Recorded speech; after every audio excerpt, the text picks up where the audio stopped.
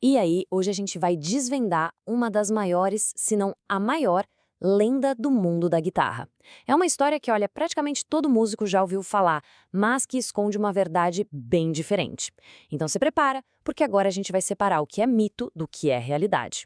Pois é, essa é a história que todo mundo conhece, né? A narrativa clássica do gigante americano contra a maré de cópias perfeitas vindo do Japão. Parece até roteiro de filme, fala a verdade. É uma história que roda em lojas de música e fóruns da internet há décadas. E se essa história toda, a base desse folclore, for na verdade um baita mal-entendido? É exatamente isso que a gente vai investigar agora. Então se prepare para questionar tudo o que a gente achava que sabia sobre a famosa Era dos Processos. Então, vamos direto ao que interessa. A gente vai descobrir quem foi de verdade processado pela Gibson, qual foi o motivo real disso tudo, por que esse mito ficou tão gigante e, claro, qual é o verdadeiro legado dessas guitarras japonesas. Bora separar o joio do trigo. Ok, para a gente entender essa treta toda, a gente precisa pegar a máquina do tempo e voltar lá para a década de 70. A indústria da música estava borbulhando, e esse foi o palco perfeito para essa briga histórica que estava por vir. Pensa assim, de um lado, a gente tinha Gibson, no que ficou conhecido como a Era Norlin, que, vamos ser sinceros, estava recebendo muita crítica. A qualidade já não era mais a mesma, sabe? Estava bem inconsistente. E do outro lado, os fabricantes japoneses, tipo Fujigen e Matsumoto, estavam voando, produzindo guitarras com um cuidado, uma atenção aos detalhes que era de cair o queixo. E o melhor de tudo, por um preço bem mais em conta. A escolha para muita gente começou a ficar bem óbvia, né? E foi aí, nesse cenário, que o jogo começou a virar de verdade com as famosas réplicas. Marcas como Tokai, Greco, Burnie e, claro, a Ibanez começaram a fazer cópias que eram, assim, praticamente idênticas aos modelos clássicos americanos. E o lance é que elas não só pareciam com as originais, elas soavam absurdamente bem. E aqui, ó, preste atenção porque esse é o ponto-chave da história toda. Não era imitação barata de jeito nenhum.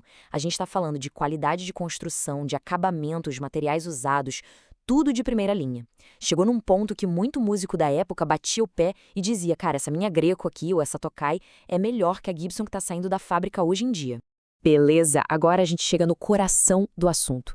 Aquela ideia de uma guerra total nos tribunais, da Gibson processando Deus e o mundo.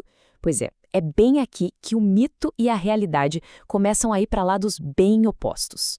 É isso aí, não foram dezenas, não foi uma batalha em várias frentes. Foi um único processo. Isso foi lá em 1977. Só esse fato, por si só, já desmonta aquela história de que a Gibson processou geral, concorda?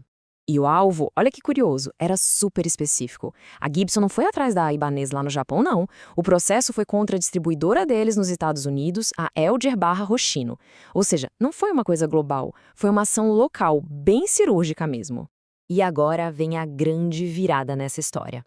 Pode esquecer o formato icônico do corpo da Les Paul, da SG, não era nada disso. O problema da Gibson, o motivo do processo, era um detalhezinho bem específico. O design do headstock.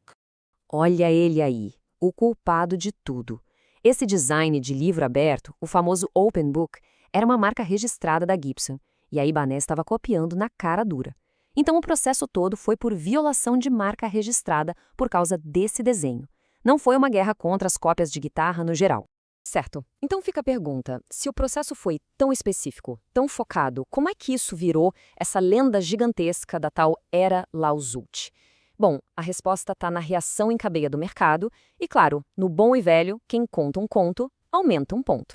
Foi tipo um efeito dominó, saca? A Ibanez, para não ter mais dor de cabeça, mudou o design do headstock rapidinho. Aí, as outras marcas, como Greco e Tokai, viram aquilo e pensaram, opa, é melhor a gente se precaver.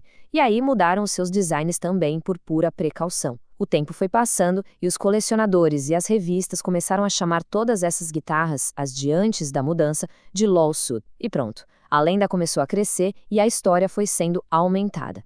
E aí que tá o pulo do gato. A palavra Lawsuit virou quase um selo de qualidade, sabe? Uma baita ferramenta de marketing. Dava a entender que as guitarras eram tão boas, mas tão boas, que a Gibson teve que ir pra justiça para parar os caras. E isso, claro, só aumentou o valor e a mística em volta delas. Tá, mas e as outras? Tokai, Greco, Burnie, elas foram processadas pela Gibson ou não? Se o processo foi só contra a distribuidora da Ibanez, o que rolou com as outras gigantes das cópias? A resposta mais direta, olhando os fatos que a gente tem, é provavelmente não. Simplesmente não existe registro de processo da Gibson contra a Tokai, a Greco ou a Burnie naquela época. O que rolou foi um medo geral na indústria. Elas se mexeram para evitar o problema, não porque o problema já tinha chegado para elas. E com isso tudo, a gente chega na parte talvez mais irônica dessa história toda, que é o legado, o impacto duradouro que esse mito e essas guitarras deixaram no mercado. Pensa só na ironia. A história que, em teoria, deveria queimar o filme dessas cópias, acabou foi ajudando. A narrativa do processo criou uma aura de guitarra proibida, de rebeldia, de uma qualidade tão absurda que virou uma ameaça de verdade. E essa aura transformou essas guitarras em verdadeiros objetos de desejo. Elas deixaram de ser vistas só como cópias. Elas viraram as guitarras lawsuits. Um pedaço de uma história quase que clandestina, sabe? E isso fez delas itens super valiosos e cobiçados até hoje. Mas é aquilo, né? Não dá para esquecer que por baixo de todo esse mito existia uma base muito real. A reputação dessas guitarras não veio do nada. Ela foi construída em cima de uma qualidade que, nossa, era inegável.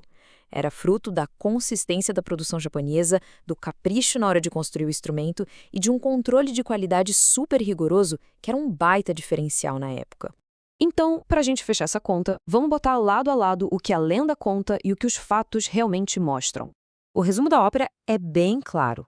O mito dizia que a Gibson processou todo mundo por causa do corpo das guitarras. A realidade? A Gibson processou um distribuidor nos Estados Unidos por causa do desenho do headstock. Aquela lenda de uma guerra jurídica gigante, na verdade, foi uma disputa de marca registrada bem específica. No fim das contas, a tal era lawsuit é muito mais uma criação cultural do que um evento histórico de fato. E isso tudo leva a gente para a pergunta final, né? Agora, sabendo da história real, a escolha seria qual? Uma cópia lawsuit, com toda essa qualidade e essa mística, ou a original americana daquela época? Olha, a verdade pode não encerrar o debate sobre qual é a melhor, mas com certeza deixa a história toda bem mais interessante. Valeu por acompanhar a gente nessa.